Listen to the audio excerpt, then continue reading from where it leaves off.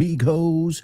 Welcome one, welcome all. It's time for another exciting edition of, you guessed it, the show with no name on Vaughn Radio. Now buckle up, because it's time for liftoff. 10, Let's go. 8, 7, 6, 5, 4, 4, 3. 3, 2, Come on. 0. Ignition. Liftoff. Here we go, folks. Buckle up. Poned los cinturones. Buckle up. Buckle ese villa. Makes sense. Here we go. Get ready. Hold on to your hats. Strap on your seatbelt. Fasten your seatbelts. Hold on to your And hats. get ready for the ride of your life. The show with no name time. On Vaughn Radio. Come on. Get pumped. Let's go. Welcome, show with no namers, Vaughn Radio listeners from all around the world. It is an honor and a pleasure to have you on board with us today for another exciting, interactive English extravaganza. Call it a radio show, call it a podcast, call it an English class. In every case, you'd be right. So welcome, my amigos. Welcome to your variety show. Variety, you say magazine, no? Hay un poco de todo. We look at music, we look at movies, jokes, famous people, historical events, and any excuse we can to learn some English. And don't forget about all the other amazing programs available on Vaughn Radio. If you download our free app, you can learn English anywhere. You've also got all your favorite shows available on your favorite podcast platform. So there's no wrong way to tune in. The app, the FM dial in Madrid, or podcasts. That's my favorite content to consume. It's true. I love podcasts. Well, because you can do other things, you know? You can organize, clean up, tidy up, as my British friends say. Yeah, clean up, tidy up, limpiar, las cosas de la vida. Things that you have to do if you have a house. And I imagine most of you live in a house or an apartment. But you can still learn English while you're doing all those household chores. Esos quehaceres domésticos. All right, but the only thing, hablando de la palabra chore, is English should not be a chore. No debería ser un deber. It should be more like a hobby to you. And I think if you approach it like that, si lo enfocas así, si te acercas, como decimos, approaches, acercarse en el sentido literal, well, guess what? Then you're going to keep coming back for more. And yes, I believe that there are healthy addictions out there, and English or any kind of learning is one of them. Going to the gym, sports in general, all of these things that really it's good to fill your time with them. And then there are, of course, many unhealthy habits. But thankfully, you guys have some wonderful habits. In fact, we found out about them on the question of the week last week, where we had, it was a record. So many people, I think 11 people participated. So I hope you'll participate this week. But right now it's time for our pop quiz. Pop quiz. Come on. Pop quiz.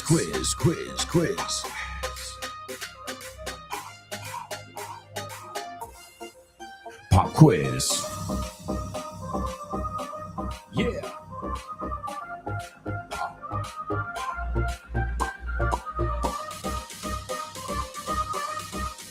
Let's go.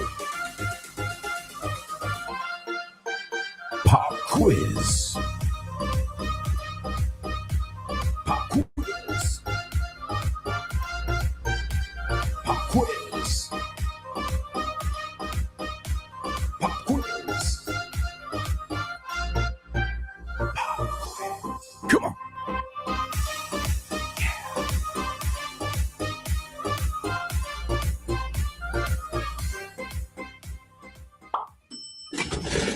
¿Te gustaría abrir puertas a nuevas oportunidades y estar listo para cualquier desafío? Con el máster de inglés del Grupo Vaughan podrás transformar tu futuro. Este programa intensivo te ayudará a dominar el inglés profesional, perfeccionar tu comunicación y ganar la confianza que necesitas para conseguir tus objetivos. Nuestros profesores Vaughan especializados te prepararán para afrontar en inglés todas las situaciones de comunicación en un entorno profesional.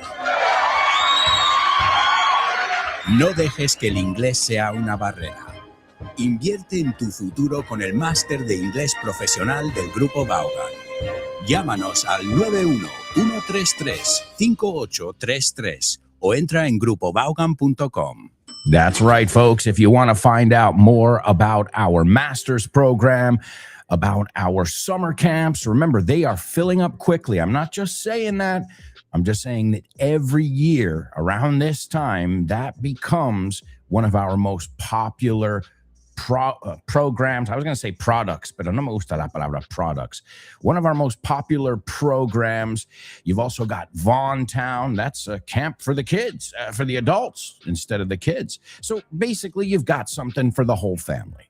You've got something for every level. You've got something for every budget. Maybe you're like, well, I can only spend 50 euros. Okay, we've got you covered. We've got full courses for around 50 euros. So whatever it may be you're looking for, you can go to our website, grupovon.com, and you can take a look around, echa un vistazo, and see what's right for you. Also, if you'd like, you can feel free to stop by any of our centers. We are located in Madrid, Barcelona, Bilbao, Vigo, Valladolid, Valencia, and Santander. Amazing places.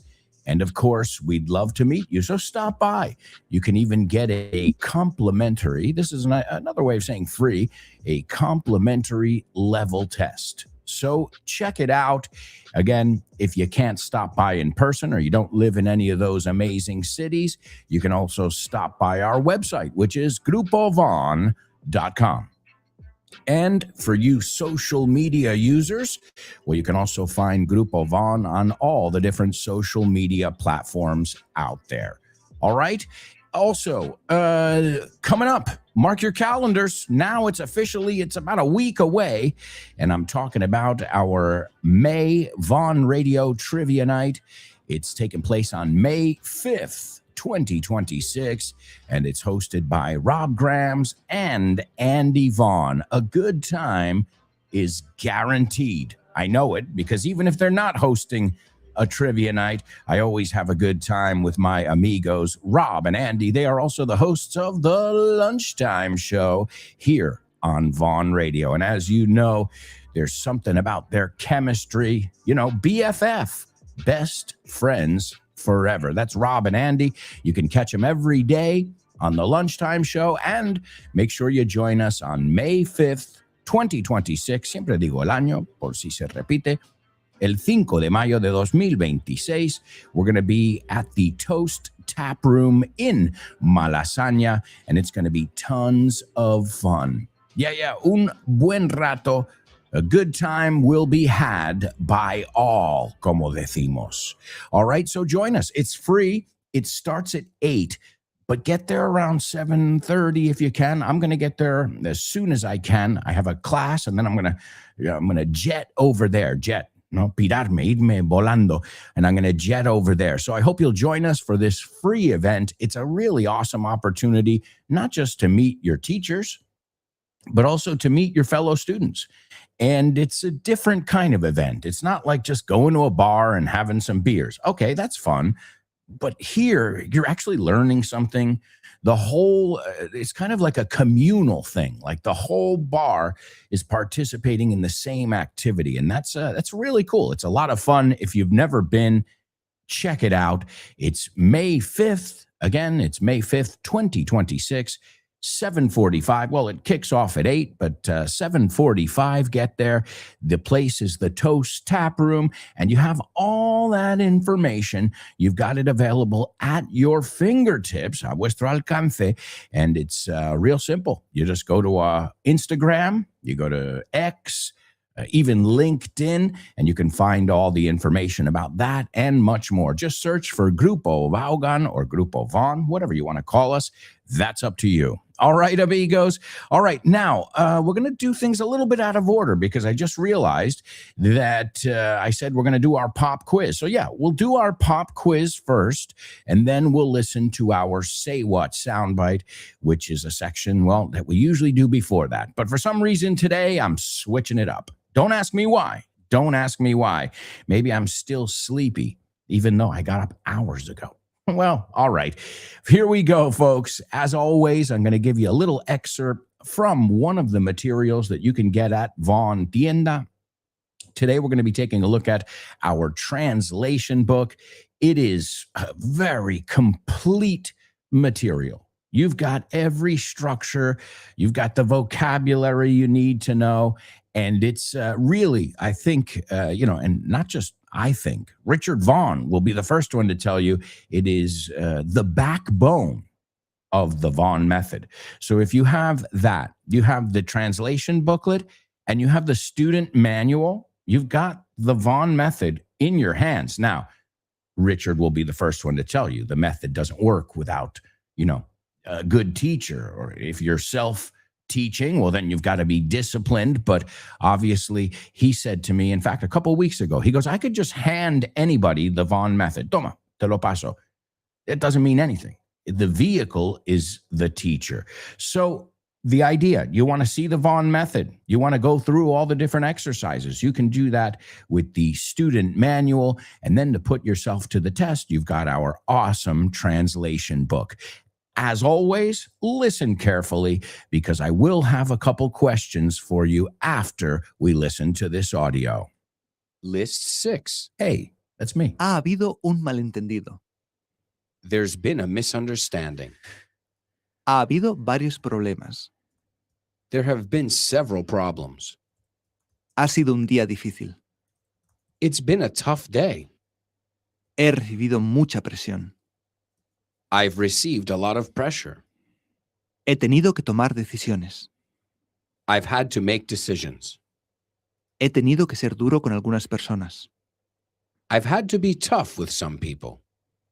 He tenido que defender mis puntos de vista. I've had to defend my points of view. Ha habido algunos desacuerdos. There have been some disagreements. He tenido que imponer mi voluntad. I've had to impose my will. No ha habido ningún incendio. There haven't been any fires. Llevamos aquí 10 días. We've been here for 10 days. Nadie ha muerto nunca de agujetas. Nobody's ever died of sore muscles. Nunca he hecho algo así. I've never done anything like that. El nivel del agua ha subido. The water level has risen. Él ha perdido a la mayoría de sus amigos. He's lost most of his friends. El plástico se ha hecho más importante que el acero. Plastic has become more important than steel. Nunca ha sido fácil. It's never been easy. No he empezado a buscarlo aún. I haven't started looking for it yet. Han estado escuchándonos. They've been listening to us. Nunca te he prometido nada. I've never promised you anything. Nos lo hemos pasado bien. We've had a good time. Ha hecho buen tiempo. The weather's been nice. Ha hecho un poco de calor. It's been a little hot. ¿Cuándo volvemos a vernos? When will we see each other again? Has crecido mucho desde la última vez que te vi. You've grown a lot since the last time I saw you. List 7. Nacieron en aquella aldea. They were born in that village. También se criaron allí. They grew up there too. Fue descubierto hace unos años. It was discovered a few years ago. Se le recordó que asistiera a la reunión. He was reminded to attend the meeting. Fue asesinado por los indios. He was killed by the Indians. Fue matado por una flecha. He was killed by an arrow. Fue abandonado para que se muriera. He was left to die. Fue salvado por un misionero. He was saved by a missionary. Fue llevado al fuerte. He was taken to the fort. Fue presentado al capitán. He was introduced to the captain. Le fue concedida una medalla. He was given a medal. Fue enviado a la capital. He was sent to the capital. Nunca ha vuelto. He's never come back, or he's never returned. Nunca nos ha escrito. He's never written to us. Creo que se ha olvidado de nosotros. I think he's forgotten about us. Ni siquiera nos dio las gracias. He didn't even thank us. No le he visto desde entonces. I haven't seen him since then. No he oído nada de él. I haven't heard anything about him. Nadie me ha dicho nada sobre él. Nobody's told me anything about him. Ni siquiera sé dónde está. I don't even know where he is. Cuando lleguen aquí, te los presentaré. When they get here, I'll introduce them to you. Seamos más razonables. Let's be more reasonable. Jamás he visto un contrato tan largo. I've never seen such a long contract. Nunca he hablado con un hombre tan terco. I've never spoken to such a stubborn man. Nunca he visto una película tan graciosa. I've never seen such a funny film. Say what?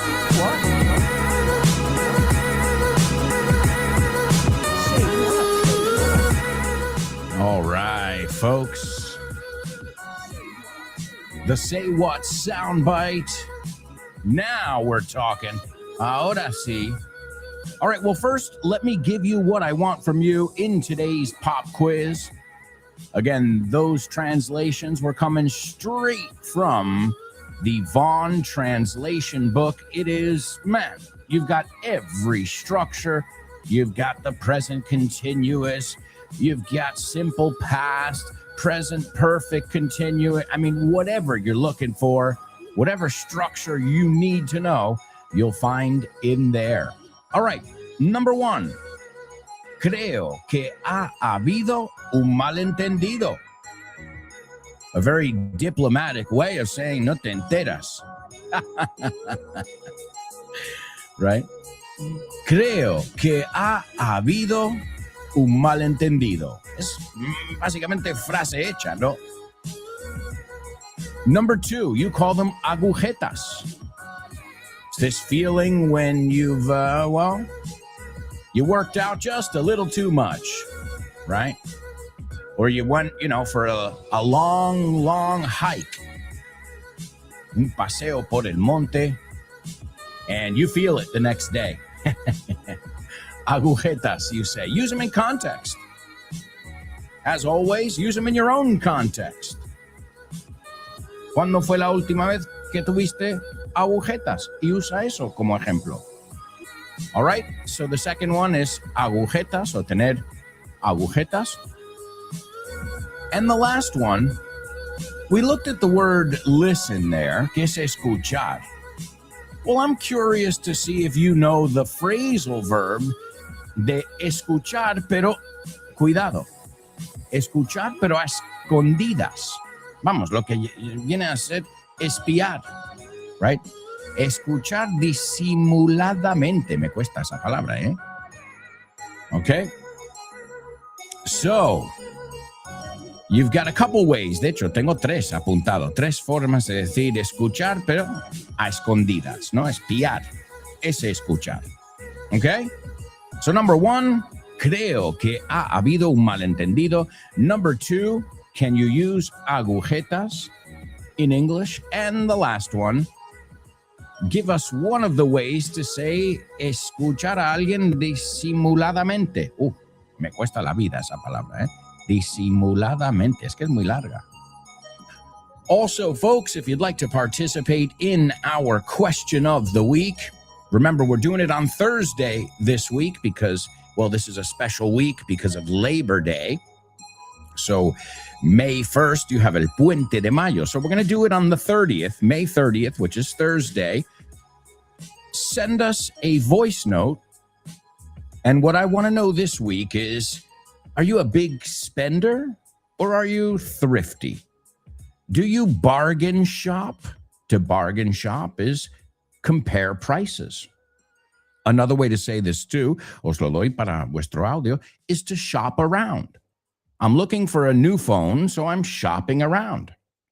Shopping around means comparando precios. Shop around. Don't buy the first one that you see. All right. So tell us, are you a thrifty person? Eso es una forma de decir ahorrativo sin que suena a rata, right?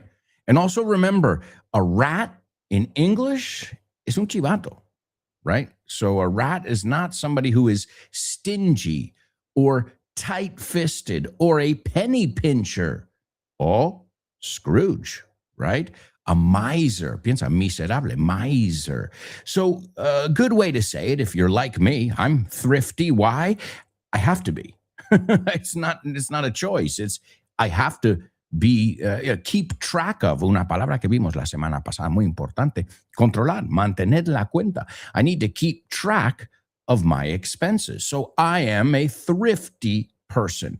Now, I've got to say, when I was younger, I wasn't so thrifty. But then I think you learn the value of money as you get older, you know. You're like, oh, that's 100 euros. It's, you know, I spent 100 euros and I've got nothing to show for it. And you start to be a little, well, usually you start to make more sound decisions. And sound is cuerda. O cuerdo, you say? No, they're smarter decisions. You think them through. Les das un par de vueltas más antes de comprar algo. So tell us about you. I'm telling you about me there.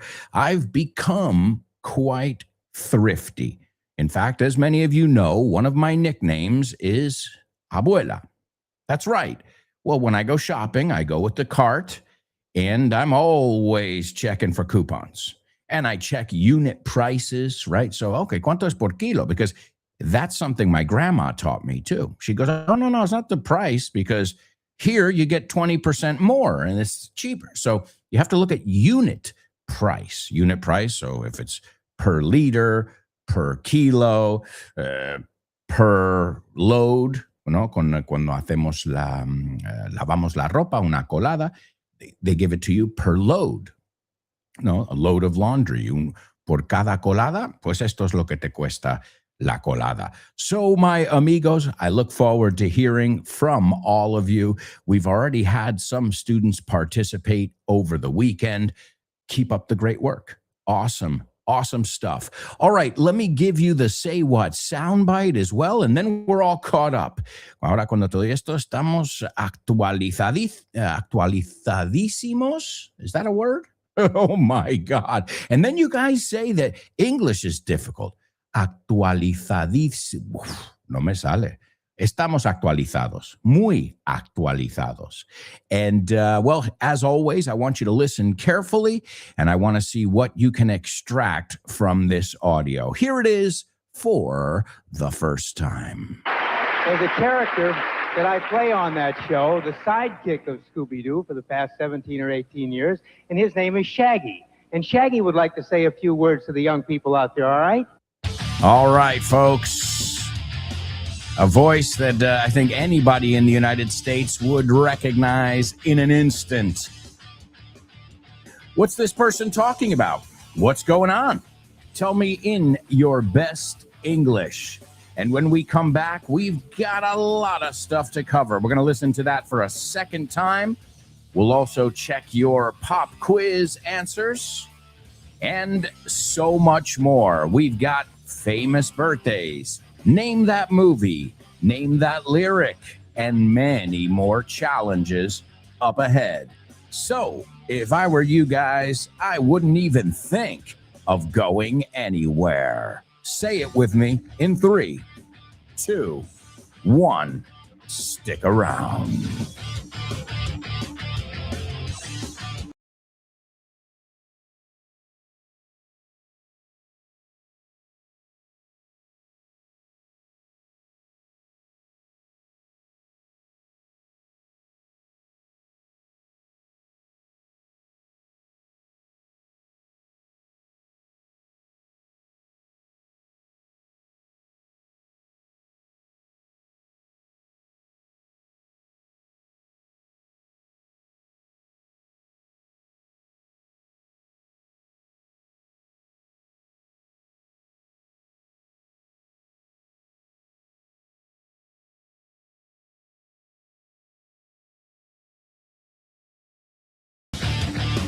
Welcome back, folks. Welcome back.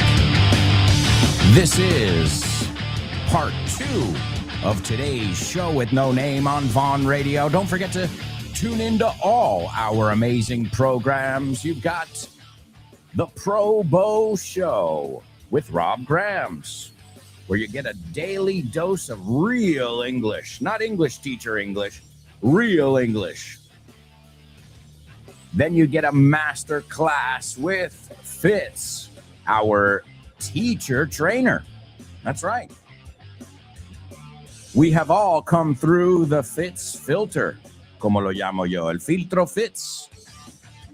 And you can have a master class with Fitz every day on his program, No Excuses. You've also got Speaking with Confidence with Ale, Speak English with Ruby, The Lunchtime Show with Rob and Andy, Let's Get Random with Jules Linares, The Salad with Dave Boys, and The Hour to Empower with Jessica Fernandez. Tons of different shows, all with one common goal: to get you not just learning English, but to get you excited about learning English. As we said, we don't approach it as a chore, we approach it as a hobby. No, esto es un hobby, no es un, tengo que estudiar inglés. Pues así, te digo que no. So it's all about how you approach it. If you say, oh, awesome, it's time for my English class. Well, guess what? It's going to go really well, because you have a PMA, a positive mental attitude. And I know it sounds cliche, but I think it's the difference in life. The people who go through life, with a pessimistic attitude, no, I'm never going to learn English. I remember somebody told me that at the book fair. Alberto, I'm never going to learn English. You know what I said? I said, I couldn't agree more. Se quedó de pie porque esperaba que yo le iba a decir, oh, yeah, you can do it. Come on. You got this. I said, no, definitely. You already decided. You already made that decision for yourself. It's a defeatist attitude. So don't say you can't. Say you can. And if you can't, well, then, hey, at least you tried. Right? All right, my amigos, welcome back. Welcome back to the second part of the show. We'll kick things off with our Say What soundbite. I don't think it's too difficult today, but we shall see. Here it is for the second time. There's a character that I play on that show, the sidekick of Scooby-Doo for the past 17 or 18 years, and his name is Shaggy. And Shaggy would like to say a few words to the young people out there, all right?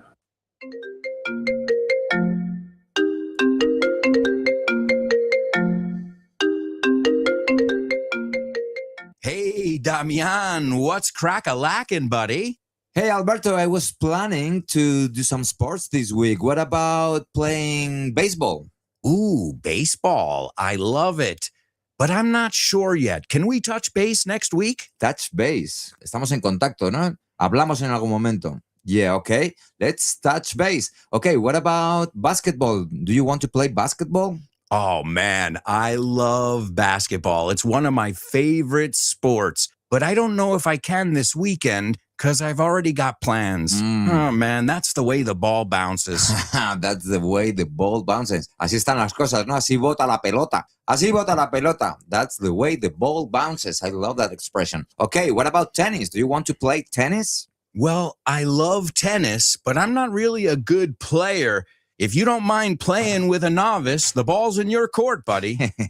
La bola está en mi campo, ¿eh? La pelota está en mi tejado. All right. Do you want to play some soccer? Sure, I'd love to play some soccer or football, as you call it. What time do we kick off? Perfect. We're kicking off at 9. Are you available? Sure, but I might have to play some golf before with some friends. It's par for the course.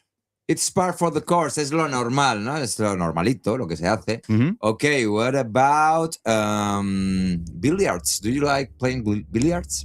Yeah, but right now I'm behind the 8 ball. I'm behind the 8 ball. Estás detrás de la bola 8, como que llevas las de perder.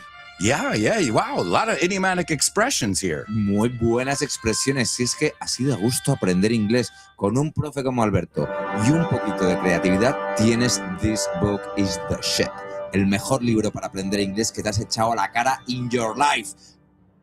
Píllatelo, vas a disfrutar mogollón de dibujos para que lo aprendas todo fácil, con conexiones lógicas y divertidas. Es la manera más sencilla y más divertida de aprender inglés. No te la pierdas. Damián, you're such a good sport. Te enrollas. You can pick up your copy of This Book is the Shit at Vaughantienda.com. It's the Shit. That's right, folks. You've got all kinds of awesome materials at your fingertips, a vuestro alcance. They're all at our Vaughn tienda. You can go to our website, grupovaughn.com. And as I said, you can find out more about courses. You can also find out about materials that we've got and all that jazz. Y todo lo demás. Y todo eso.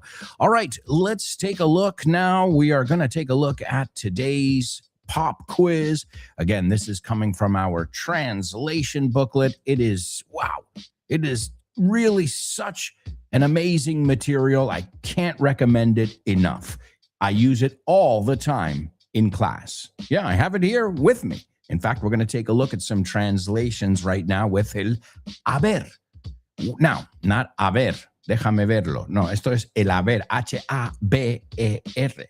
And that's a difficult one in English. Why? Because it's a compound verb. It's got there and it's got to be. There is, there are. Okay, fácil. There's going to be. Oh, ya se ha complicado un poco. Porque todo tiene que ir en medio del there y el to be. There seems to be, parece haber. Right? So this can get pretty confusing, especially when we leave what is the present simple or the past tense. Okay, there was, there were. But once we get into there will be, now it starts to get confusing. Will there be? La pregunta. So as always, practice. Practice makes perfect. And as I always say too, with this structure, this is one of the hardest verbs to use. So if you can handle this one, well, then you can handle comer, tomar, ver, no, beber, you know, the normal verbs that aren't compound verbs, such as there plus to be. There is a guy I know. There are a few people that I know, right? So let's take a look. A couple things I wanted to highlight before we take a look at some translations there. To impose your will. We've looked at the word will before, right? Voluntad.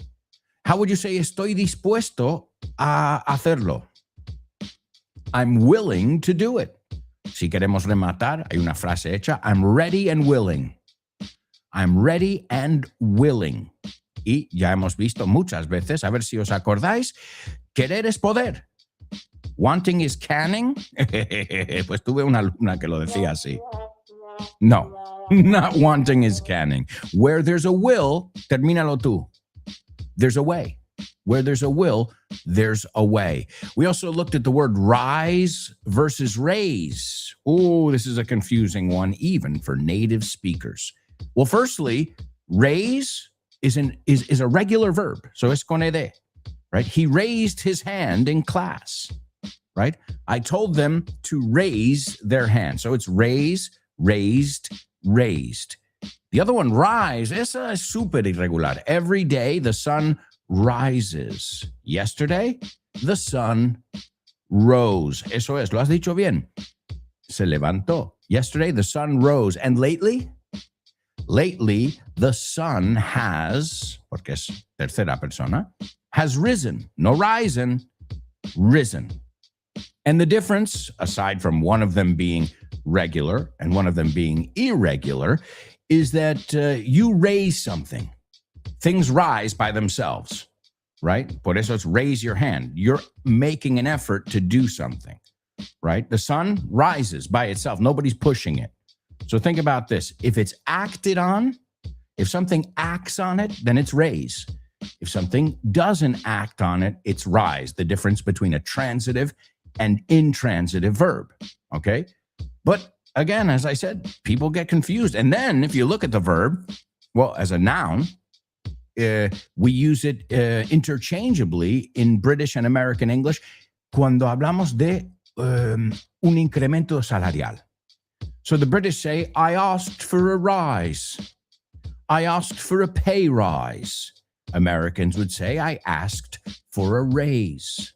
Okay? Another one we looked at there, and it's a common mistake, el tiempo. El tiempo is not the time, it's the weather. ¿Y hace buen tiempo? We don't say there's good weather. You can say there's good weather, pero una palabra que usamos muchísimo con el tiempo es nice. The weather's really nice, right? Que nice también es agradable. Es majo si una persona, if a person is nice, son agradables, son majos. O sea, tiempo agradable. Also, nice is guay. Qué guay, nice. Pero esa se extiende un poco más. Nice. Nice. No, me gusta tu coche. Mola. I think the translation would be mola. Now, weather, why is it important to talk about weather? Well, a lot of times that's how you start a conversation. Ooh, it's pouring today, huh? Oh, está lloviendo a cántaros. It's something we all have in common. And, you don't start a conversation with sign here, please. All conversations start with a little small talk. Whether you're talking about the family, that's another thing we have in common, right? You're talking about the weather. Oh, it's really muggy. You know the word muggy? Well, humid. It's a synonym for humid. Oh, man, it is extremely muggy today. That's a word we have to use a lot in New York. Oh, yeah. Oh, man, it's really muggy there. In fact, sometimes it gets so muggy that around midday, the humidity just breaks. And you get these summer showers. Yeah, we call rain showers in English. You get these summer showers. The good thing about those summer showers is they usually don't last long. Right? It's like the air just can't take it anymore. And it goes, and it pours for about 5 minutes. And then the temperature goes down. The humidity breaks and you can actually breathe again. So actually, we welcome that summer rain, those summer showers in the New York area, because some days it's just too much. It is too muggy. Again, you can say humid, but and you can say rain, but we say showers and muggy for some reason. So I just want to let you know what you'll hear and what we say, Next one, small village. También sabes otra forma de decir a small village, a hamlet. That's right, Hamlet, like Shakespeare. A small village. My father's from a small village or a hamlet. He was born and raised. Mira, hablando de la palabra raise es también no solo levantar, pero criar, right? So he was born and raised in a hamlet. He was born and bred. Otra forma de decirlo. You can say born and raised and born and bred. Y fijaos, digo and or n. Born in Guns N' Roses, rock and roll, salt and pepper. It's not and. Why? Porque el and no es importante en esa frase. So no hay que darle más énfasis de lo que necesita. Born and raised, born and bred in a hamlet. Another one we saw there, a common mistake, attend versus assist. And it's not just that it's a false friend, but I've had a lot of people say, Alberto, I attended to your class last week. No, sin el tú. O sea, en español, asistí a. En inglés ese to nos sobra. I attended your class last week. So, lo que recomiendo en este caso es apuntar attend to y tachar el to para saber si digo asistir a algo, acudir a algo, no empleamos ese to. It's another common mistake aside from switching up the false friends. Yeah, and I remember when I discovered that false friend in class. The student said, Alberto, I can't assist the class tomorrow. And I said, well, we don't need your help. We're good. We've got everything under control. Don't worry. We don't need your assistance. And what she meant to say was, I can't attend the class, right? My attendance, o sea, si quieres decir asistencia como sustantivos, attendance. He has perfect attendance, not assistance, okay? We also heard the word fort, una fuerte, right? You say these military forts that I always think of San Juan in Puerto Rico. Old San Juan has these forts. Looks beautiful, too, these old forts. And we looked at the expression last week. I don't remember who used it. Maybe it was Elena. And we talked about holding down the fort. Y esto es cubriendo a los que no están, ¿no? Yo me encargo, ¿no? Reemplazo, me encargo de cubrir los que no están. To hold down the fort. A totally native. That's right. Another false friend that we came across. Introduce, insert, and present. ¿Cómo dirías, me gustaría presentarte a mi amigo Luis? I'd like to introduce you to my friend Luis. I'd like to introduce you to my friend Luis. Insert es introducir una moneda. Piensa, insert coin. If you grew up at an arcade like me, los recreativos, well, then you've seen that one many times. Insert coin. And to present is more like it sounds, presentational. Because if you say, I'm going to present my friend John, I'm waiting for you to say, ladies and gentlemen, please welcome John. Yeah. So introduce es la que buscamos en el te presento a tal persona. I'd like to introduce you to someone. Okay? A couple things that I wanted to highlight. I think it's worth knowing. And these are areas, the things I highlight when we look at these pop quizzes are the things that I think require further explanation because they're common mistakes, false friends, or vocabulary that you need to know. You need to know if you want to consider yourself an intermediate, high intermediate level. And the last one, an adjective, stubborn. Stubborn. You say cabezota, right? Stubborn. It's not stubborn, stubborn, stubborn. Dilo conmigo, tienes dos B's. Stubborn. Oh, don't be so stubborn. Otra forma de decirlo, hard-headed.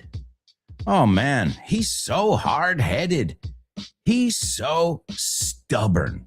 All right? And now we'll review a couple there plus to be, and then we'll check your answers. All right, vamos a empezar fácil. Hay un problema con el sistema nuevo. Hay un problema con el sistema nuevo. There's a problem with the new system.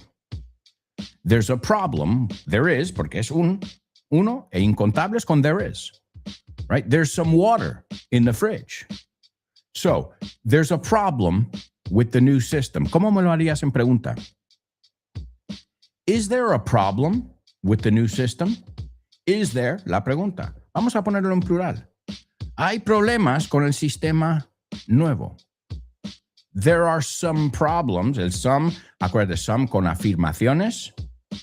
También cuando pedimos algo, we have a request or we're offering something. Would you like some water? Yes, I would like some water. Eso es una excepción cuando se usa en pregunta. ¿Ok?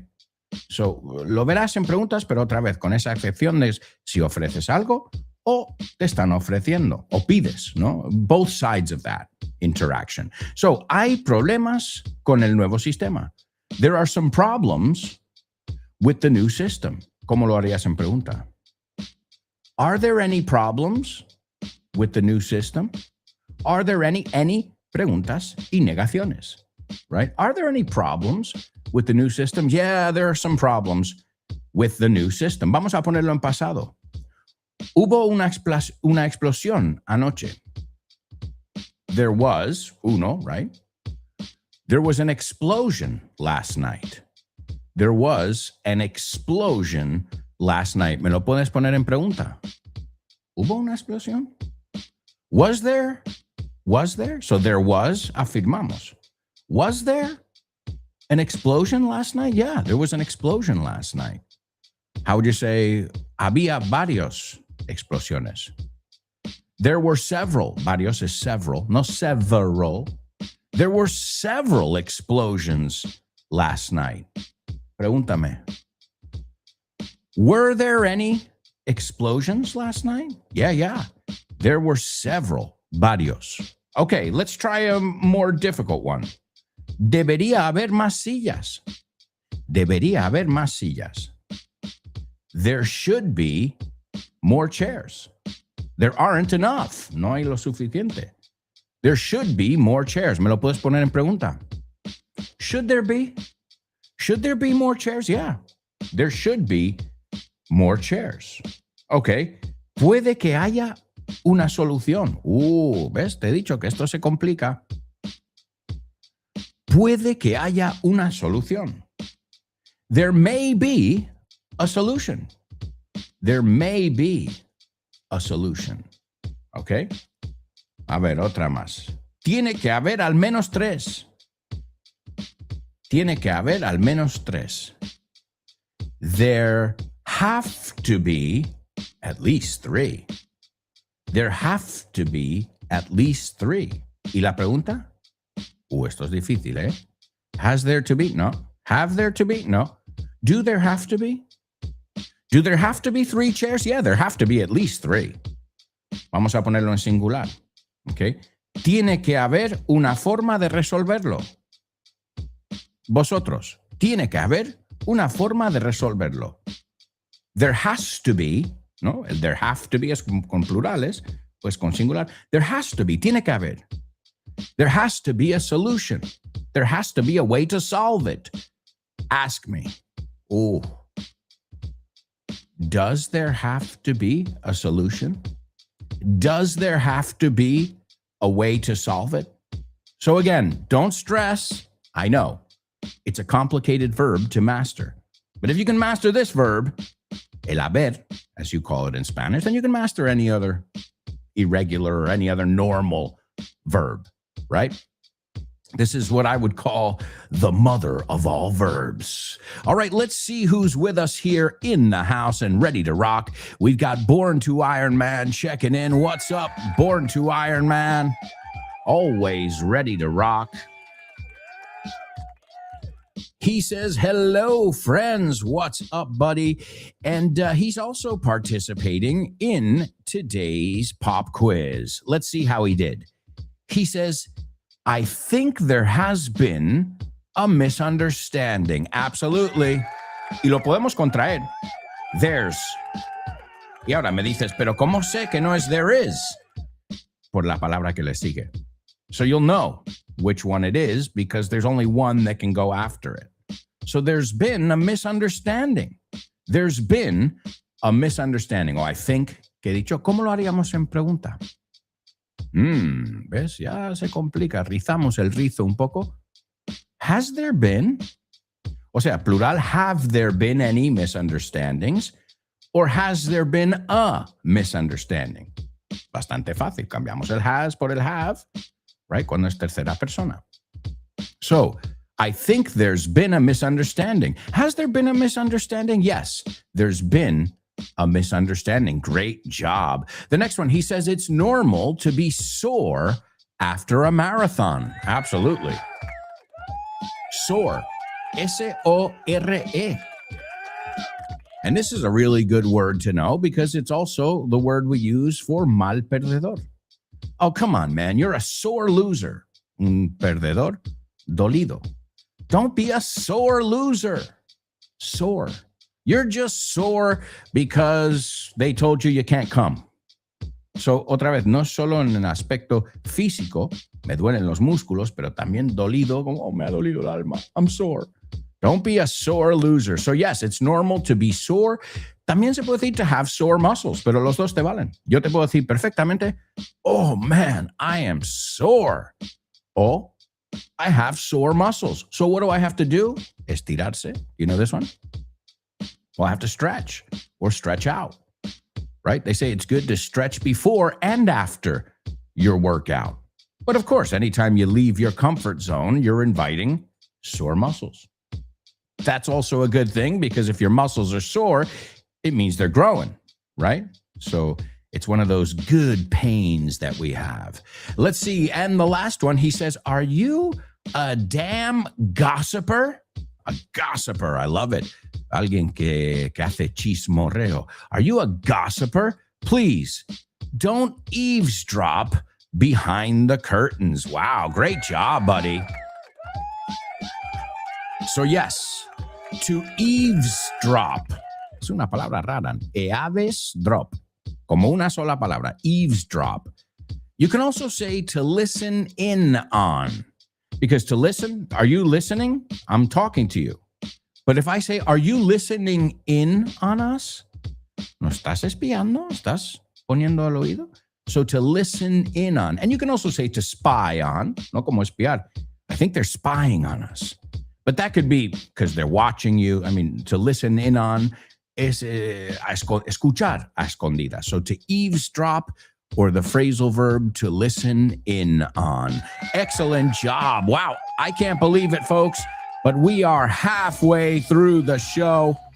Oh my goodness, time really does fly. I hope you're learning, and I hope you're ready to learn and laugh some more after this quick commercial break. So stick around.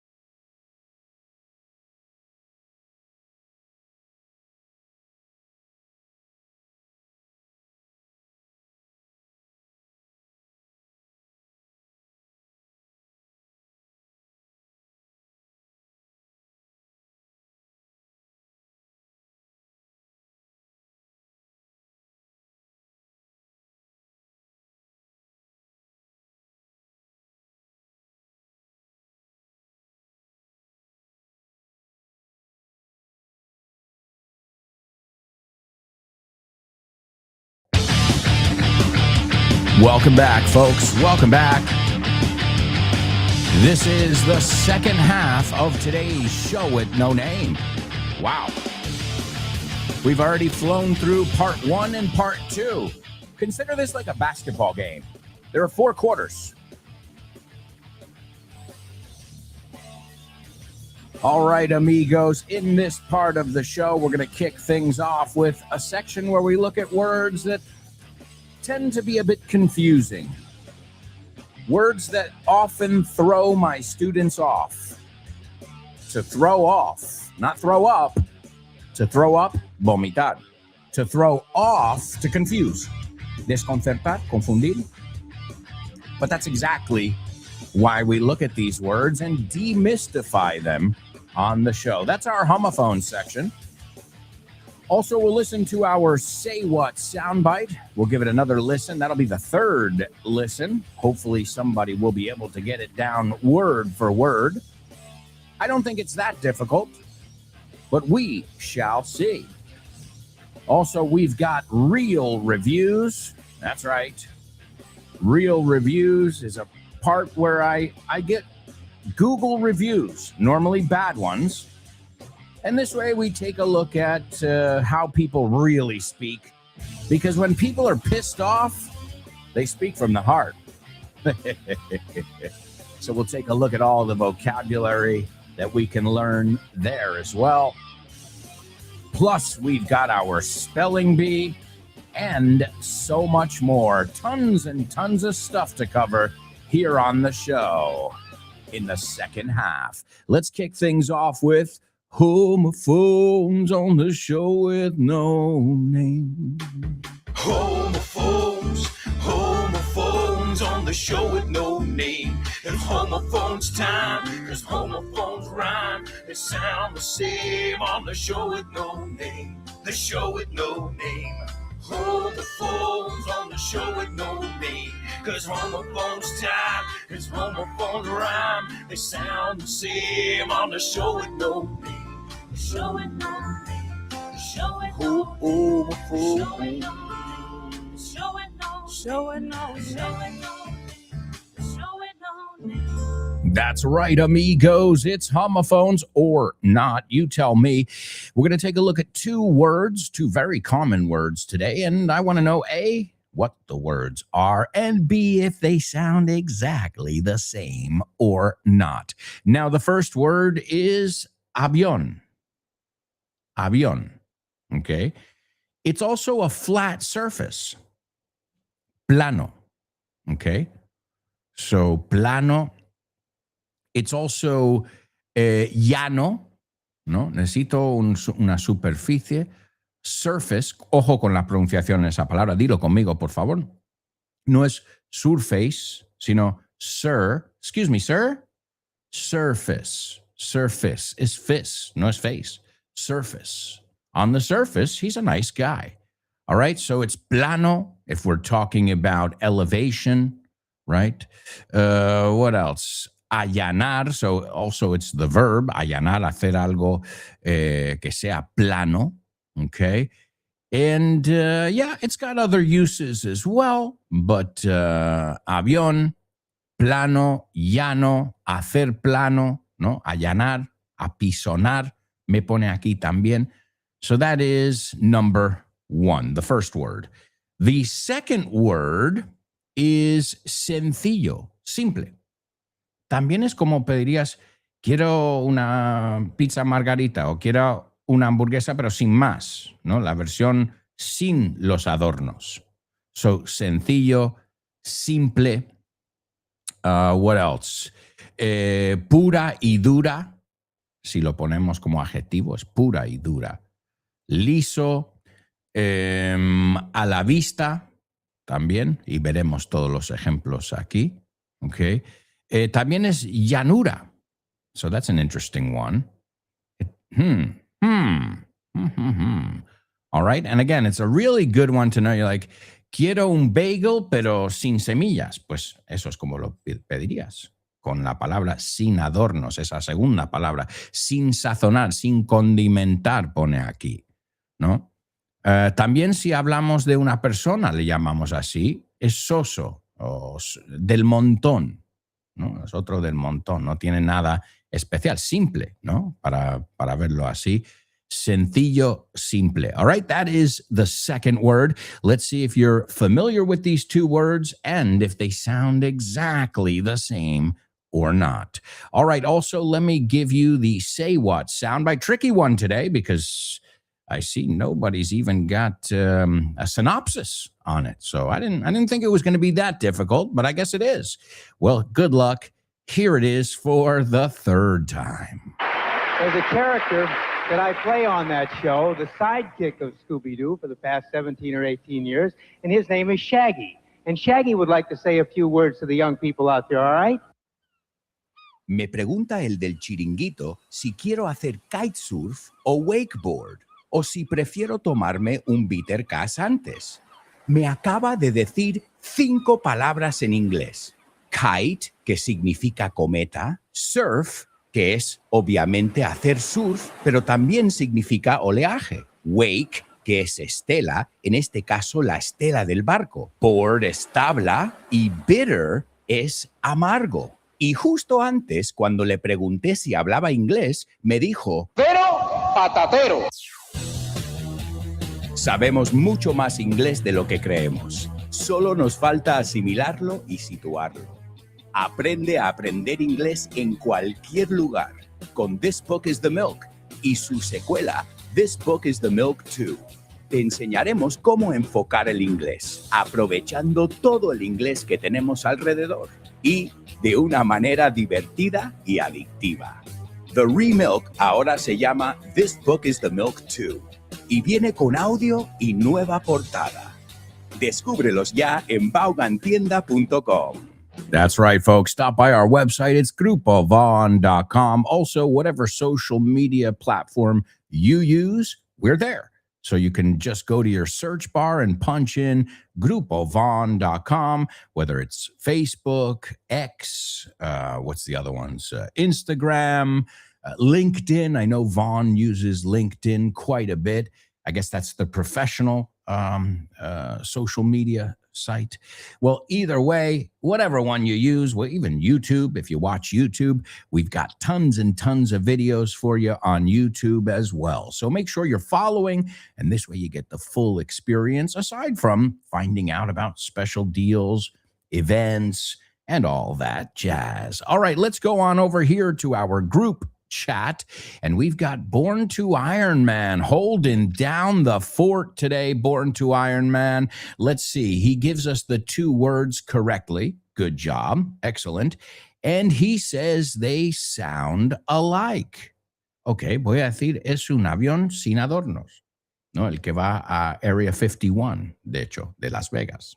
Ese no tiene adornos. No tiene, it doesn't have a livery. Livery es la pintura, no? La marca. So, all right, here we go. It's a plane. Es un avión sin más, sin adornos. It's a plane. Do they sound the same? Absolutely. Excellent job. Excellent job. Born to Iron Man, our ambassador today, representing all the students out there who can't participate in real time. And hey, that's okay. The idea is to participate whenever you can. And the idea would be also to not just participate by saying it in your head, but by saying the words aloud. That's the real participation. And I can't stress it enough. I say it in every class. Why?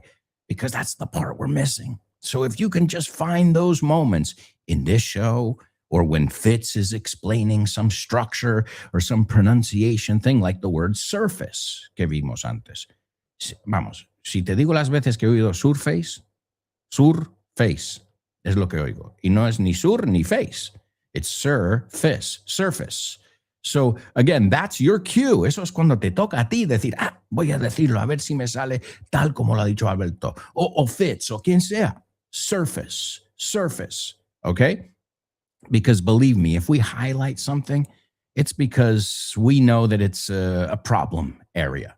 It's either something that causes confusion, like I said before, with the attend and assist. I know a lot of people say, I know that it's attend es asistir y assist es ayudar. I know that. Pero sabes que también la gente suele poner un to ahí cuando no va ese to en inglés. I attend class every other day. Un día sí y otro no, right? I attend class every other day. So let's take a look at the words here. The first word, as I said, is avión. Okay, so it's the word airplane, pero no hay que poner la palabra air delante, right? So it's plane, right? He flies a plane. He has a pilot's license, okay? Let's see. Also, llano, okay? I'm looking for a plane surface. Y si lo piensas, el avión, las alas, think of it like that, ¿no? Tiene superficie plano, right? De hecho, no hay algunas culturas donde dicen aeroplano, no? I don't know, but I think I've heard that word, maybe in some parts of the Spanish-speaking community. Yeah, I know I've heard of aeroplano. I don't think it's as common as avión. So yeah, plane. I remember also hydroplane. To hydroplane is cuando when the roads are slippery and you lose control of the car. That's pretty scary. In fact, I know this because where I grew up, we had you got to be an extreme driver. You're driving in inclement weather, such as snow, ice, and even rain is extremely dangerous, especially the first 15 minutes. So if it starts raining, the first 15 minutes, you are playing with fire if you're in a car. You know why? What happens in the first 15 minutes? All that oil and all that crap from the road, well, gets lifted up and it's slippery. And so the chances of you losing control of a car when it starts raining are a lot higher than if it's been raining for 20 minutes, because then it's washed all that stuff off the road. But if not, that stuff is on the road and it's slippery. And believe me, I know all about this. Sadly, I've had to, counter steer. You know this? Counter steer.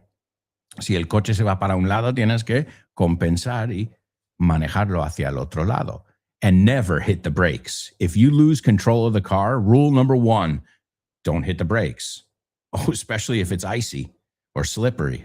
No, that is not a good idea. You can pump them. That's what we used to do, like a with your foot, but you never slam on the brakes, because then you're definitely going to lose control of the car at that point. Stuff that you wish you didn't have to know, but it's good to know if you're ever caught out there in that kind of situation. So plane, right? Plane, Plane, okay? Like the song, I'm leaving on a jet plane, don't know when I'll be back again. Temazo, by the way. And the second word, plane, is Plain, okay? Plain. So plain. The dress was plain, with no frills, sin adornos. It was plain. It was a plain dress. No tenía muchos estampados ni nada. Era, no, sin más. Okay? Let's see. Plain. I think it's best to tell the plain truth. The naked truth. ¿Te suena? Desnudo. Puro y duro. Right? The plain truth. It's plain to see. Es obvio. A la vista, o sea, lo puede decir cualquiera. It's plain to see that Born to Iron Man is kicking butt today, right? It's plain to see. And there's a series, si no me equivoco, déjame buscarlo, Plain Jane, okay, que es una expresión que dice, es una tía del montón, right? Plain Jane is a series, it was on MTV. Look at that, Plain Jane, okay? And it comes from that. It comes from, bueno, no es súper guapísima, es del montón, unattractive.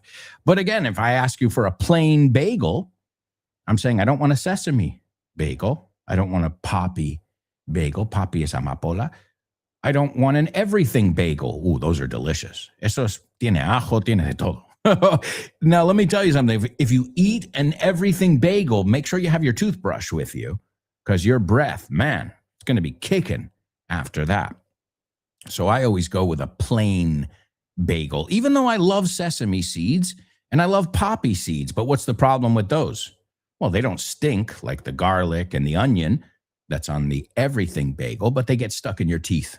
No, se te quedan esos poppies, las amapolas, they get everywhere. Those little seeds can get, man, you can find them weeks later, even after you flossed. No? To floss is usar hilo dental. So plain. I'll take a plain. De hecho, in New York, you'll see, if you go to a pizzeria, it says plain slice, $3. No, quizás más ahora. Plain slice. Eso es margarita. O sea, no tiene pepperoni, no tiene nada. So that's that word plain there. All right. So excellent job. Born to Iron Man, rocking and rolling. Also, he says, we can listen to a recording where an actor conveys his iconic portrayal of Shaggy in Scooby-Doo. Absolutely. Great. Absolutely. And, well, I can tell you something. This guy, more than an actor, yeah, he was a voice actor, but he was really, really well known as a broadcaster, locutor de radio. But obviously, if he has a great voice, well, he was also hired to do some of the greatest characters from Hanna-Barbera, right? Those cartoons that we grew up with, at least if you're in my generation. All right, my amigos, excellent job. But right now, it's time to move on to real reviews. First of all, what went through my mind is how stupid am I to actually volunteer for this? Real reviews. Reviews. Real reviews found online. Real reviews.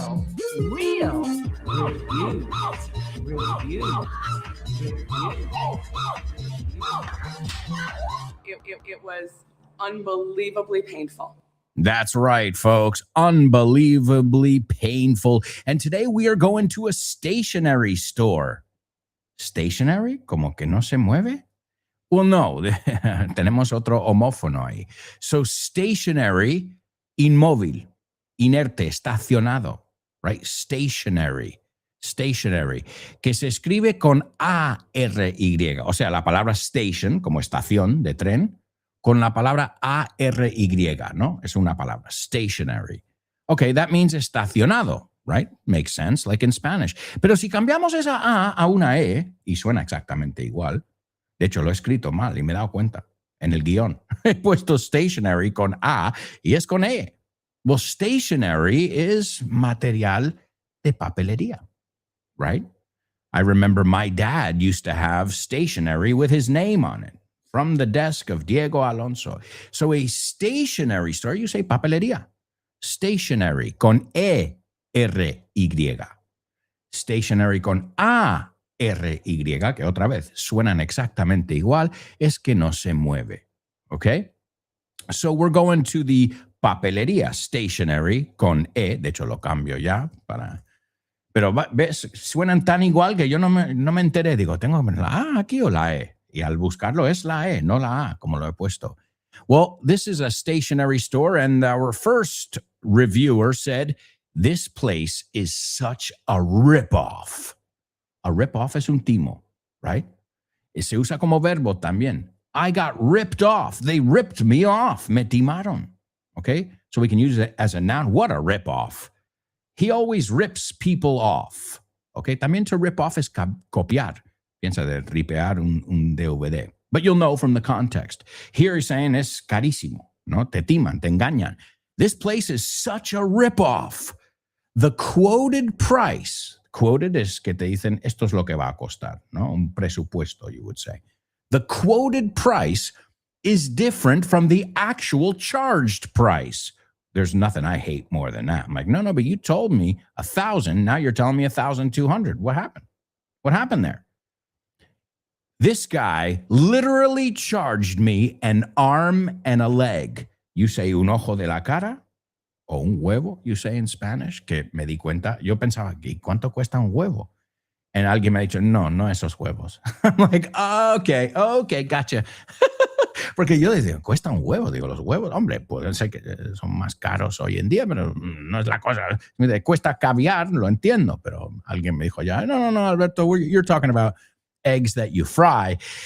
We're talking about different ones with the expression. I'm like, okay, gotcha. So he literally charged me an arm and a leg. O sea, me cobró muchísimo.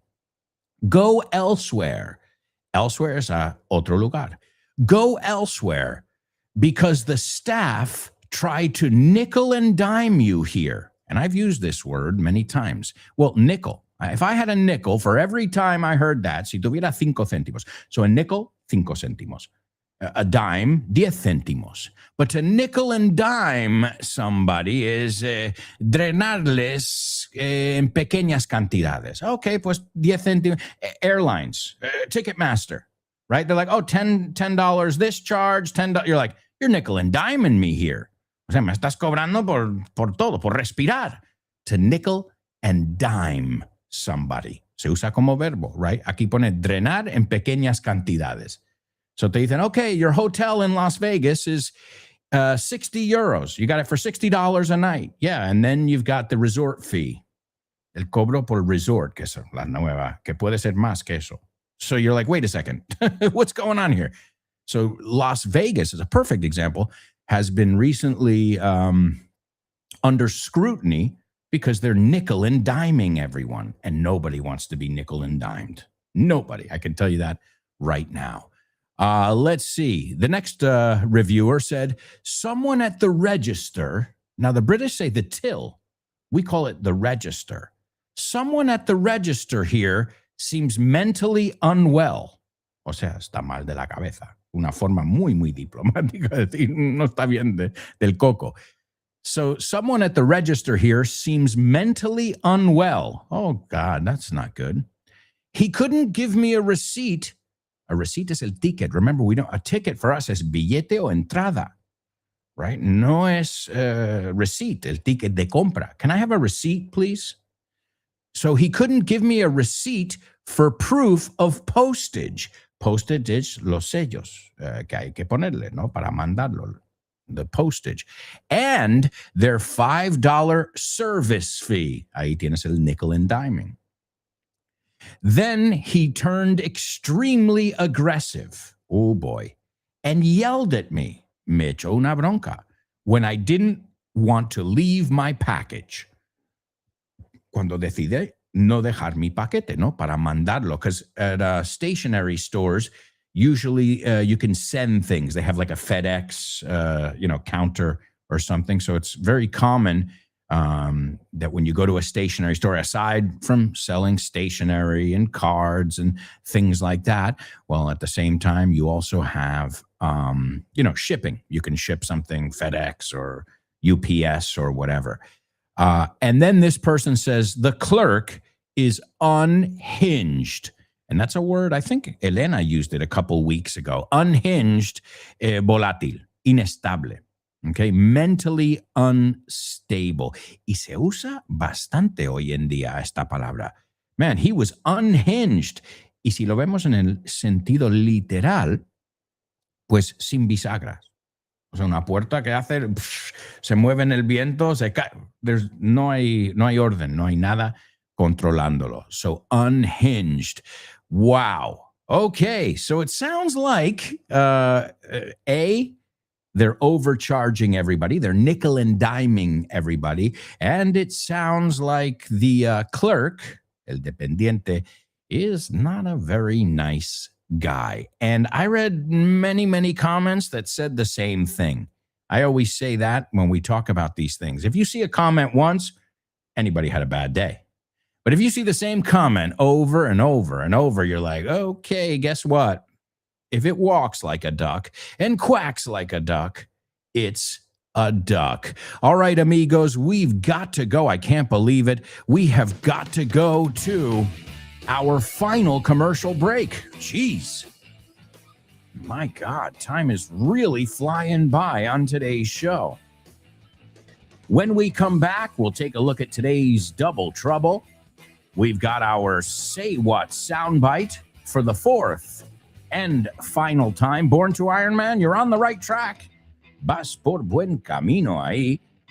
Plus, we've got jokes, we've got movies, so much to do in the fourth and final part of today's show. And then, when this show's over, you've got amazing programs all afternoon, evening, and night long. 24 hours a day, you've got programming. So, can't sleep. Insomnia, don't worry. Learn some English with us. You're up early. Don't worry. Learn some English with us. You're on a train and it's taken forever. No worries. Learn English with us. Download the free Vaughn Radio app and learn English everywhere and anywhere. Folks, we'll be right back, so stick around.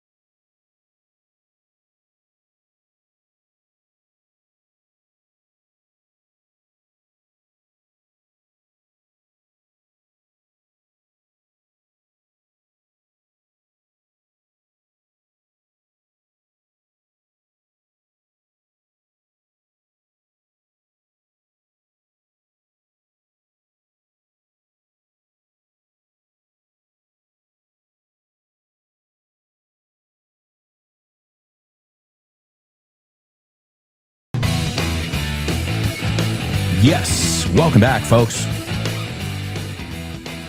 Welcome back. This is the fourth and final part of today's show with no name here on Vaughn Radio. Thank you so much for learning and laughing with us and sharing. Because as we say in English, sharing is caring. Eso es. All right. Well, as I said, we're going to look at the double trouble today. Let's see how hard it is. I think it's an easy one today. Yo creo que sí. Facilísimo. It's only a double trouble. It's not a double trouble or a triple trouble as we sometimes see. So yes, we've got double trouble. We've got jokes. We're going to be taking a look at a classic movie in the Name That Movie section. Plus so much more. This is the show with no name where English is exciting. And a big shout out to Alfonso and Anix. You know why? They've already participated in our question of the week. Awesome. You guys are ahead of the game. Vais con ventaja. Remember, this week you have until the end of the day on Wednesday to send me your audio note because we're going to do it on Thursday since it's a long weekend coming up ahead. Or as you call it, a bridge. Un puente. I like it. But we don't call it a bridge. We call it a long weekend or a holiday weekend. We do say Friday. O sea, jueves, like you guys. We say Friday. It's a mix of Thursday and Friday. Yeah, we're clever too. All right, amigos, let's rock and roll with another challenge, a challenge we call Double Trouble. Yeah. Double trouble, baby. Yeah, you know what time it is. Give it up. Double, come on. Double trouble. I said double. Double trouble. Double trouble. I said double trouble. That's right, amigos. It is your double trouble. I think it's an easy one. Again, we shall see. Veremos. Okay. ¿El lobo se zampó la comida que le diste? Es pregunta, ¿eh? ¿El lobo se zampó la comida que le diste? I think it's also engullir. Let me look. Another way to say it. Me suena la palabra engullir. Aquí está. Sí, zamparse, tragarse. So es comer, pero I think of the Tasmanian devil. You know, this kind of devorar. Engullir. Ah, mira, fíjate.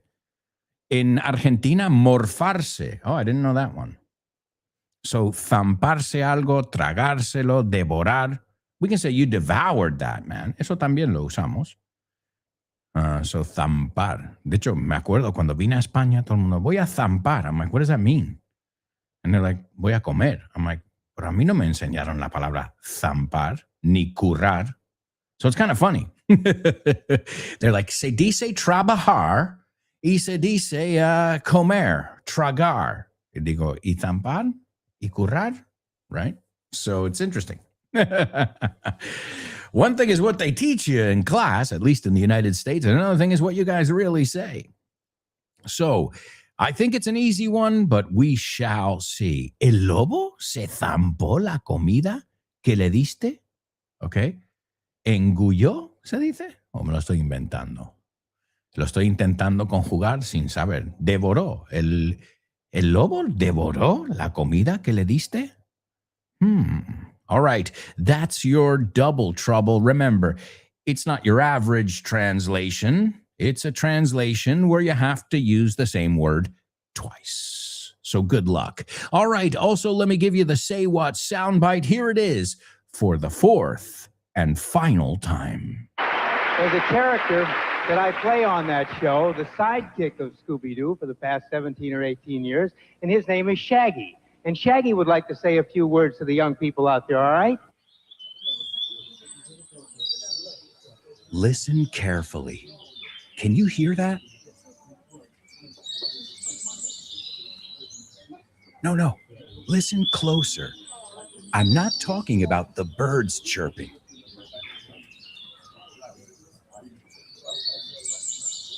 I'm talking about everybody speaking English and feeling comfortable. Listen.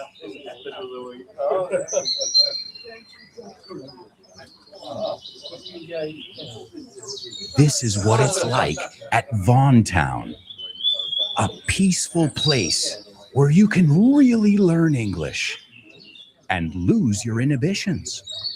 There's a reason it's one of our star programs. Vaughn Town, lose your fear of speaking English. If you want more information about this immersive experience, go to grupovaughn.com or give us a call, 911-385831. Lose your fear of speaking English and express yourself with clarity at Vaughn Town. That's right, folks. If you want more information about Vaughn Town, about our summer camps, maybe you're looking for group classes or our residentials, whatever your needs may be, whatever your budget, whatever your level, we've got you covered. You can stop by in person at any of our offices. As you know, we are located in the wonderful cities of Madrid, Barcelona, Bilbao, Vigo, Valladolid, Valencia, and Santander. Stop by or stop by our website if that's easier for you. The website is grupovaughn.com, and there you can find out about everything going on in the Vaughn world. Also, an easier way too, if you use social media, that's one of the best ways to stay abreast. Remember, we looked at that last week thanks to a double trouble from Laura. So if you want to keep abreast or stay abreast of what's going on in the Vaughn world, there's no better way than by following us on social media. All right, let's go on over here to our chat room. Born to Iron Man, taking a stab at today's double trouble. Also, Daniela. Hello, Daniela. Welcome. And he says, did the wolf down the food you gave it? Absolutely. Yes. Did the wolf down, o sea, tiene la palabra wolf seguido. Did the wolf down the food you gave it? Absolutely. Great job. So a wolf, you know, right, dances with wolves. De hecho, wolf, ojo, el plural, no he dicho wolves, he dicho wolves. Es como cuchillo, knife, knives. Wolf, wolves. Okay, so careful with those because there are some plurals, especially ones ending in FE, that when we pluralize them, the singular ends in FE. When we pluralize them, the F turns into a VES. 1/2, 2 halves. That's right. 1 life, 2 lives. Lives. All right, so great job. Let's see, Daniela, did the wolf down on the food you gave him? Great. I wouldn't put the on. A ver, wolf down. Yeah, aquí no ponen el on tampoco. Entonces yo quitaría el on porque es extra. Did he wolf down? Lo que sea. Entonces puedes poner lo que acabas de engullir justo después de la palabra, right? Y otra vez, si es tercera persona, he always wolfs down the food. Wolves. Ooh, wolfs down. Sounds weird, right? But it is. It's a word we use. I guess no he visto un lobo comer, pero me imagino es porque devoran. Oh, yeah, well, that's what they do, right? They devour their food. So to wolf something down, to eat hungrily or greedily, right? If somebody's wolfing something down, it looks like they haven't eaten in weeks, right? Oh, wow. Right? So to wolf something down. I know you know the word because, well, there are many movies. We just had Dances with Wolves, The Wolf of Wall Street, también. But now you know to wolf something down means to eat it. Zamparlo, pero no de manera tranquila. You know, if you're wolfing it down, you're not really enjoying every little bite. So did the wolf down the food you gave it? Excellent job. Born to Iron Man and Daniela. All right, you know where we're going next? We're going to the movies. Name that movie.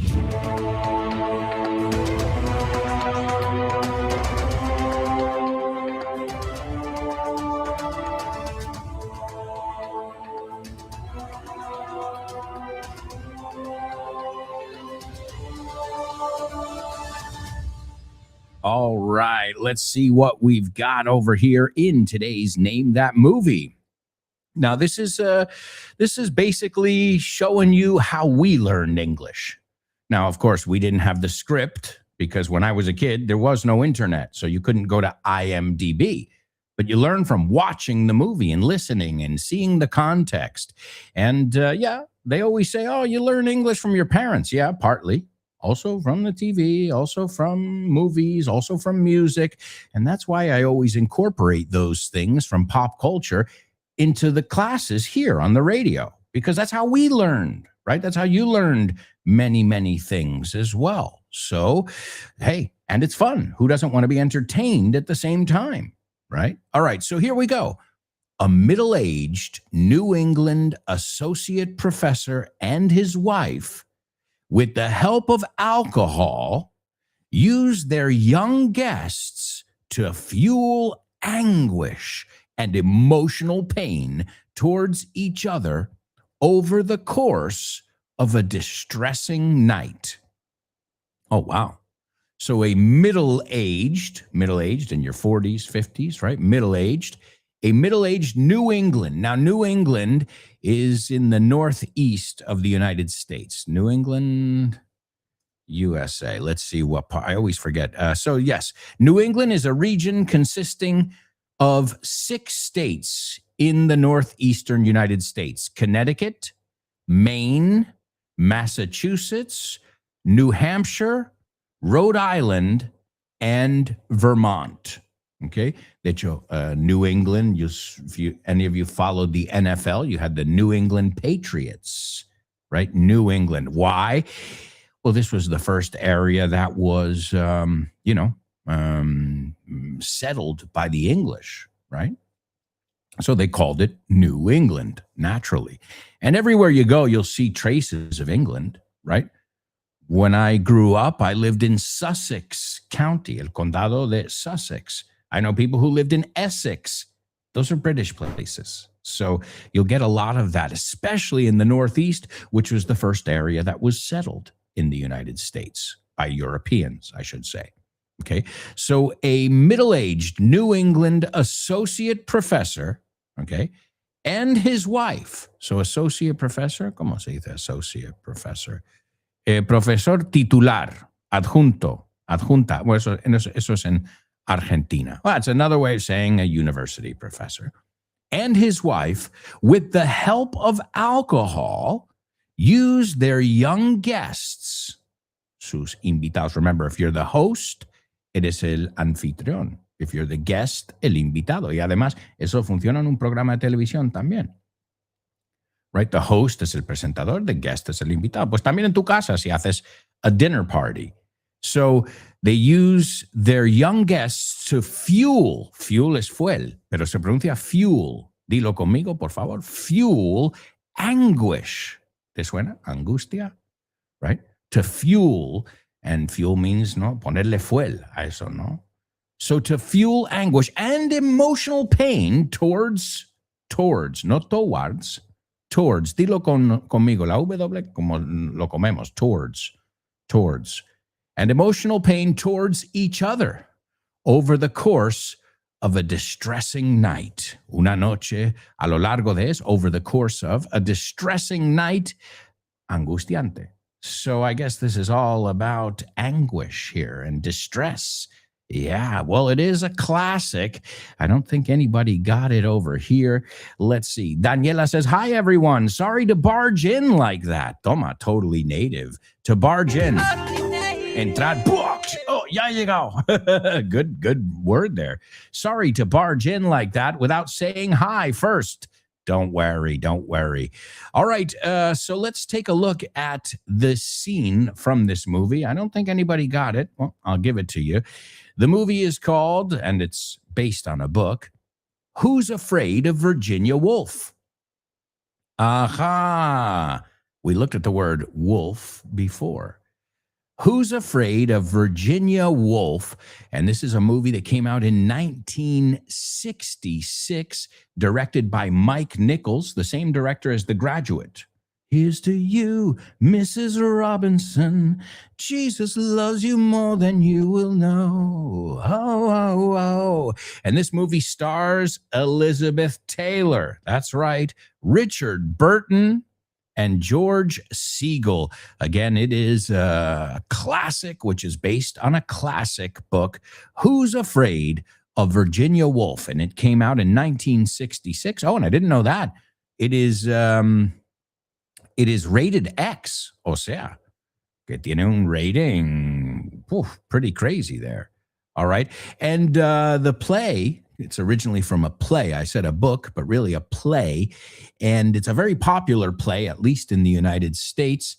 And it's written by Edward Albee. I remember studying his works, an excellent playwright, guionista de obras de teatro.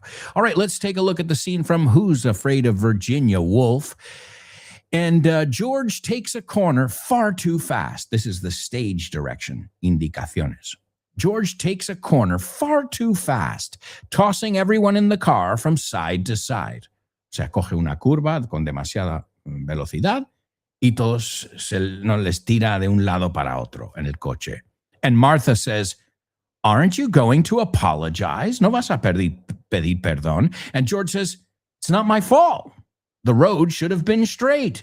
Debería haber sido recto la carretera. And Martha says, no. Aren't you going to apologize for making Honey throw up?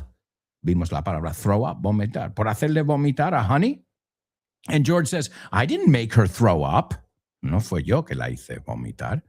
He says, and what do you think it was back there? You think he made his own wife sick? ¿Tú crees que fue él que lo hizo? And then George says, you make me sick. You make me sick es no te soporto. No es que me enfermo contigo. And Martha says, well, that's different. Me estás contando otra cosa. So there it is. Who's Afraid of Virginia Woolf? Folks, it's time for Your Joking. Thank you. Okay, what did the guy say when he walked into the bar? Ouch. Ouch. You get it? Ouch. He walked into the bar. You're joking. That's right, folks. You're joking. All right, what's the difference between a pen and a politician? Bueno, ya que estamos mirando stationery stores, right? Papelerías. What's the difference between a pen and a politician? A pen has a point. You get it? Un bolígrafo tiene una punta. Pero también, if you have a point, it means you have something to say. You have a message, right? What's your point? ¿Cuál es tu mensaje? ¿Qué es lo que quieres decir? So you get it now? What's the difference between a pen and a politician? A pen has a point. Tiene algo que decir. Tiene un mensaje, tiene punta. Okay, why did the nurse need a red pen? Why did the nurse need a red pen? Well, in case she needed to draw blood.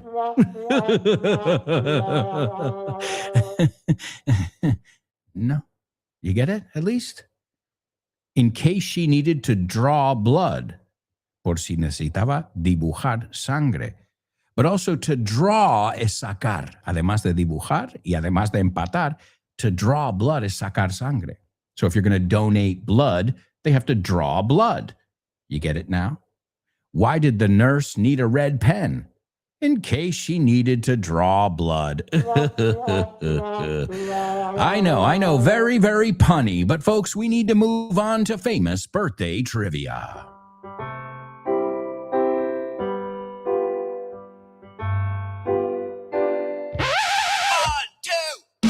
Famous birthdays for you. Famous birthdays for me. Famous birthdays for everyone on the show with no name. Famous birthdays for him. Famous birthdays for her. Famous birthdays for everyone on the show with no name. Yes, welcome to Famous Birthdays. All right, number one, this woman is celebrating her birthday. Well, if she hadn't died in 1992. O sea, no lo está celebrando. Well, we're celebrating her birthday. She was an American actress, and, well, she's been in many, many movies. She was in Splendor in the Grass in 1961. She was also in Who's Afraid of Virginia Woolf in 1966. You mean today's name, that movie? Yeah, but I didn't say her name. Although she received the Academy Award for Best Supporting Actress for her performance in Who's Afraid of Virginia Woolf. She was also in The Fox, The Out-of-Towners, and many, many others. And she was also a stage actress as well. So stage and screen. Number two, this guy was born today in 1951. He died in 2025, so just last year. And he was the original lead guitarist and occasional vocalist and founding member of the group Kiss. You know Kiss? I wanna rock and roll all night and party every day. Also, his name, his persona, el personaje, you remember how they used to paint their faces, was Spaceman or Space Ace, As del Espacio. Ooh, I just gave you his first name. And last but not least, American Top 40. I know when I used to go to Almeria in the summers as a kid, you guys would play, I think it was on 40 Principales, they used to play the American Top 40. Well, this was the DJ. I mean, this guy, every Sunday morning, no me acuerdo si era sábado o domingo, every weekend, we would listen to this guy religiously as he went through the charts, las listas. And what a voice. Wow, what a voice. And he also, aside from being the voice of American Top 40 and the voice of NBC as well, he was also on Sesame Street. He did voices, Transformers, and perhaps his most famous one, Shaggy Rogers in Scooby-Doo. He did it from 1969 to 1997, so the original ones. And then he reprised the role, eso es volver al papel, from 2002 to 2009. And what a voice he has. All right, number one in today's famous birthday trivia is Sandy Dennis. Number two, Ace Frehley from Kiss. And last but not least, Casey Kasem. That's right. This is Casey Kasem, an American Top 40. And I would say this, even though, I didn't even realize it. I'm sure he's been a huge influence on me as a broadcaster as well. Again, my childhood was listening to this guy count down the top hits. And one of my favorite things he did, too, is he would read letters that people wrote. Well, this letter comes to us today from blah, blah, blah in Kansas. She said that this song is really special to her. Awesome voice. And it's the voice that you heard in today's Say What soundbite. And, he's doing a telethon. He's raising money, recaudando fondos. I think it's for muscular dystrophy or something. And he says, there's a character that I play on that show, the sidekick of Scooby-Doo. O sea, el mejor amigo, el secuaz de Scooby-Doo. For the past 17 or 18 years. And his name is Shaggy. And Shaggy would like to say a few words to the young people out there. All right? And Shaggy means melenudo. So makes sense that the character's name is Shaggy. Here he is, Casey Kasem. There's a character that I play on that show, the sidekick of Scooby-Doo for the past 17 or 18 years, and his name is Shaggy. And Shaggy would like to say a few words to the young people out there, all right? All right, that's for you guys. Thank you so much for being here with us today. We're going to say goodbye with an awesome song by Kiss, a song called Love Gun. Pistola del Amor. Love Gun. Thank you so much, everybody.